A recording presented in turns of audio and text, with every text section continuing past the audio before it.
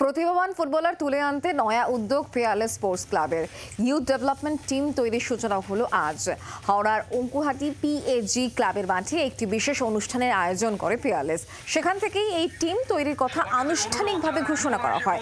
অনুষ্ঠানে উপস্থিত ছিলেন পিয়ারলেসের বিভিন্ন আধিকারিকরা। এছাড়াও প্রাক্তন ফুটবলার জামশেদ নাসিরি, ভাস্কর গাঙ্গুলি, মিহির বসু এবং হেমন্ত ডোরা উপস্থিত ছিলেন এই অনুষ্ঠানে।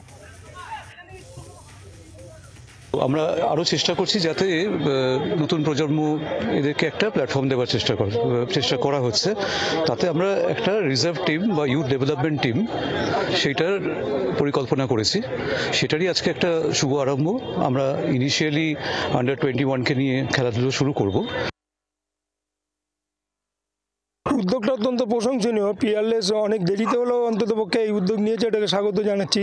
আর এই পিয়ারলেসকে সামনে রেখে আগামী অন্যান্য যে সমস্ত বাণিজ্যিক সংস্থা আছে তারাও যদি এগিয়ে আসে এবং বাংলার ফুটবলকে যদি সমৃদ্ধ করার জন্য পিয়ারলেসের মতোই তারা যদি এরকম একাডেমি খোলে, তাহলে আমি বলবো যে বাংলার যে ঋত গৌরব সেইটা আবার ফিরে পাওয়ার একটা জায়গা আসবে।